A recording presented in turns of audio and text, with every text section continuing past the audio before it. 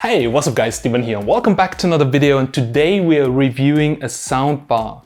Well, it has been quite a while since my last soundbar review, and my soundbar reviews were always about some kinda expensive Dolby Atmos soundbars, so we're talking here about 800 to 1000 euros.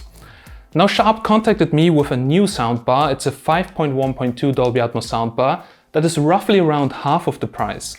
So the product we have right over here, we're looking here at only around about 400 euros.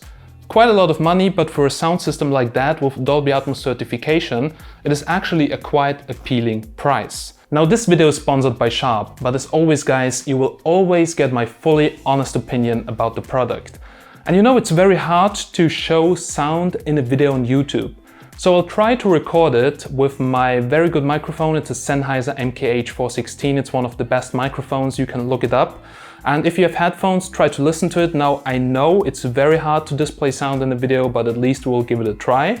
And also I will let you know all the pros and cons about the soundbar. So I would say, let's unbox it and let's go. Now guys, just before we kick this off, what is actually 5.1.2? Because I see comments all over the internet that this is much better than stereo, you need to get it, but actually it doesn't even tell you anything about the sound quality. 5.1.2 just tells you how many speakers there are inside, so let's quickly break this down. Now 5, the first number, tells you how many speakers there are at near ear level, so we have 5 speakers here for the midtones. Then there's the second number, which is here 1, it tells you how many speakers there are for the bass. So we have 1 subwoofer, that's 1 speaker. And then we have the third number, which is 2, and this tells you how many speakers there are for the high tones. So we have 2 up-firing tweeters here inside, which makes it 5.1.2. And then guys, there's another number, which is the maximum power output. So we have here 570 watts. And some people also confuse this, they say a higher number sounds better, but this is also not true, but we're going to find this out in this review. And now, let's unbox it. Alrighty guys, so let's open it up and let's check out what we have here inside of the soundbar. And as you can see, that's a pretty huge box, so a really heavy thing. First of all, the soundbar here is in another package. We'll put it aside for now and check out the woofer. So here inside of the box, we have the subwoofer, which we're going to take it out. We have a few accessories right over here. So the accessory box basically includes all of the cables. So as you can see guys, there is no visible air outlet to the front, which makes it very clean compared to my Sony soundbar. Just a simple connector here at the bottom. It's a wireless subwoofer. That means there's a pair button. So no cables, just connected to power, and it will synchronize with the soundbar. We're going to check this out in a second. But now let us unbox the soundbar. Oh yeah, that's a beautiful soundbar. As you can see, everything covered here with mesh. I can see the 2 up-firing tweeters right over here and the 5 speakers in the front. Looking really sturdy and big. It's actually bigger than my Sony soundbar, and we have 1 HDMI out, 2 HDMI ins, a USB port, aux in, an optical port, coax port. So actually this soundbar packs everything you need. And a few buttons here at the top, that is also looking quite fine. So guys, there we go. Here's the power supply. As you can see, this has 23 volts, 3 amps, so 69 watts as you can see. It's a kind of huge power supply, and this is only to power the soundbar itself. For the subwoofer, you have just a cable because the power supply in the subwoofer is integrated. So you don't need an external brick like that one. Now, actually the downside on external power supply is that you have to hide that huge thing here somewhere behind your TV. There are also soundbars with integrated power supplies, but well, if the power supply breaks down, you cannot simply replace it. So this has pros and cons, and I actually prefer having an external power supply because this can always be easily replaced. Then it comes with an HDMI cable, so you don't need to get an external one. Well, you need a couple of HDMI cables if you also connect the console or anything to the playthrough ports. But well, if you just want to use it over ALC as a regular sound system, you can only use the HDMI cable. There is no optical cable included. So in case if you want to use the optical connection, you have to get yourself an optical cable. So here we have the remote control, and as you can see, it's a very basic remote control actually. A button to turn it on and off, a Bluetooth button to switch on Bluetooth mode. Then here you can switch the inputs as you can see. So this is for switching between the HDMIs. Here you can go to HDMI directly. Here you can switch on or off surround. Then here in the middle, as you can see, we have buttons to adjust the volume, play and pause, skip the tracks. Here we can adjust the bass separately. We have an equalizer for preset equalizer settings, and we have a mute button, as you can see, and also here plus and minus for the treble. So well, that's the whole remote control, and to power it, it uses actually two AAA batteries. You have to get off this plastic here from the back, which is sometimes a little bit hard to do, but luckily you don't have to replace the batteries quite often on a soundbar remote, at least I don't. And there we go. So to quickly show you how easy the setup is, I've just turned around the television and the soundbar, and now it's just very simple. You just connect the HDMI cable to the HDMI output of the soundbar, even though it sounds weird because actually the TV is outputting something, but you put it into the HDMI out, which is labeled as ARC, and then you have to check your user manual of your television where the HDMI ARC port on your television is. On this television, it is the HDMI 1 port, so I just plug it in, and boom, that's all you do. So just one cable to the television. Your other HDMI devices which you want to route to the soundbar, you can connect them directly to the soundbar. So there are two additional HDMI ports. Now, well, you just have to give the soundbar power and the subwoofer, and there you go. So the soundbar is now connected to my television, and compared to my Sony, well, it's basically very stable in terms of the ARC connection. So it finds the ARC connection instantly. And if you have a television with adjustable HDMI settings, you should first of all check if the soundbar is here listed as external audio system, and then also check your HDMI settings under inputs if CC is activated. Now CC is consumer electronic control, and this allows you to control the sound of your soundbar, so the gain with the remote control of your television. I can also mute the soundbar with the remote control of the television. I don't need the second remote unless I want to switch inputs or change some equalizer settings of the soundbar. So that is working pretty good, and the ARC connection is really stable. That's really good. Now guys, the soundbar has a tiny display right over here. So for instance, if I adjust the volume, as you can see, it pops up. It's an LED display here behind the grid of the soundbar. You can adjust here with the remote control of the soundbar the bass between +5 and -5, so basically how strong the subwoofer is. Same goes for the treble. There are a few equalizer presets between flat, night, movie, music, news. Usually I just leave it at movie, and sometimes for music if I just use it over Bluetooth. You can mute the soundbar, you can adjust the volume, skip between tracks, you can switch surround on and off. Looks a bit weird because the display is kind of small, as you can see, so you have to watch carefully. Now it's off, and if you press it again, as you can see, surround is on. Then we have HDMI settings to switch between ARC and the inputs of the soundbar, so HDMI 1 and 2 for your consoles. And also here at the top, as you can see, you can switch the input between USB, you can play back over aux, you can use Bluetooth, you can use optical, you can use coax, you can use ARC back again. Here's a quick button for Bluetooth because that's often used for Spotify from your smartphone, and a button to turn it off. So that are basically the main features of what you can do with the remote control. Few basic functions here with the buttons on the soundbar if the remote control doesn't work for some reason. And yeah, let's check out how Bluetooth looks like. Now connecting the soundbar over Bluetooth is super easy. You just go to your Bluetooth settings, you switch on Bluetooth, and you simply connect and pair it. Then when you're connected, you can play back movies here on YouTube, as you can see, adjust the volume with your smartphone. ACOS02. So I'm not sure if you pronounce it ACOS or ACOS, but it's... And you can also listen to Spotify from your smartphone. There is no Spotify integrated on the soundbar, but basically you can stream all that over Bluetooth. Now guys, but what about gaming? If a console is connected to the soundbar? Well, I have to say it is working fine, but there are some things you should definitely adjust. I will just show you in a second.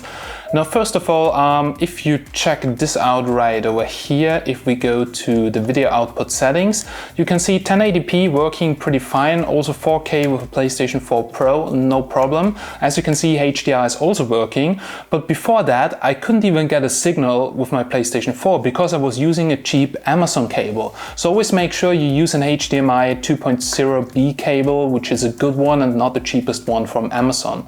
Now, second of all, I've noticed that if the subwoofer is turned to +5 in the menu, you hear a little bit of noise sometimes from the woofer, like it would come on triggered by the menu. So there are probably some deeper frequencies in there, and it's good to leave the subwoofer here at 0 for gaming. And now let's quickly start Call of Duty to see that there is really no delay when you're gaming. Copy 3-1, flight team standing by. let's recce the area and make sure there's no rushing up in there.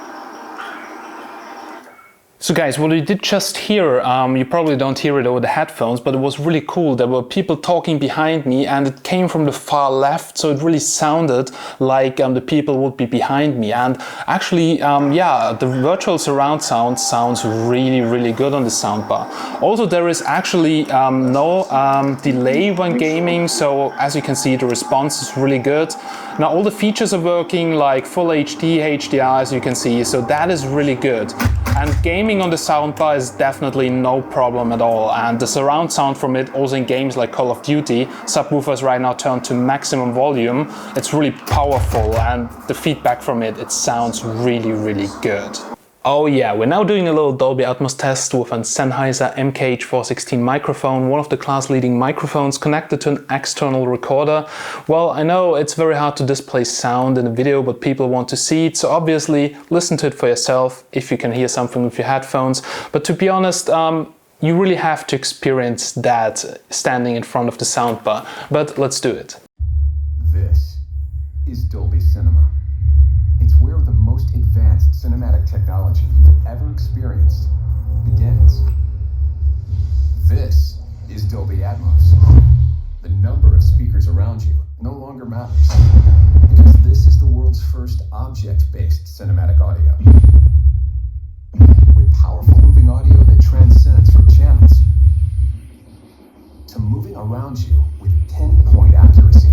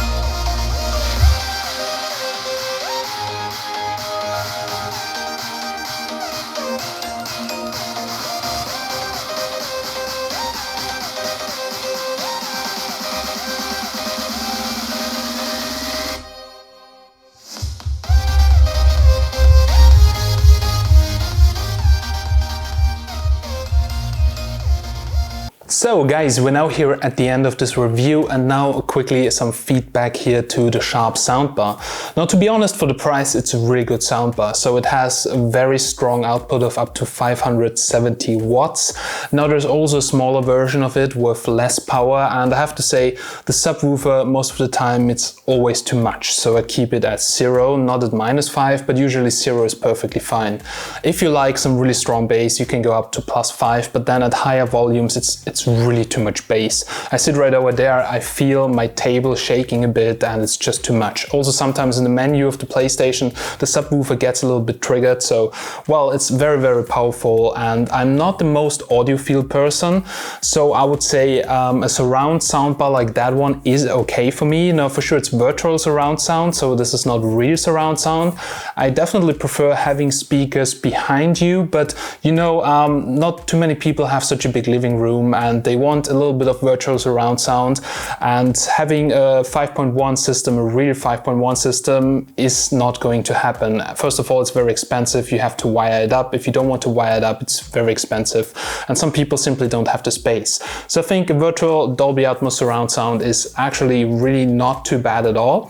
Now for sure, most of the people are simply not satisfied with the speakers in their televisions. I do agree. Also the speakers here in this television, well, they're definitely okay, but if you have a bigger living room, you may want to get a powerful soundbar to actually have a louder and much more clear sound, also to add some bass here from the subwoofer.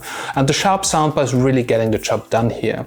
Now what's really nice is the 4K playthrough, so you can connect the PlayStation 4 Pro to the HDMI ports of the soundbar, working fine. You just need to get the right cable. This is very, very important. And to really enjoy all of the features, you need to have a television that supports ASC and CEC.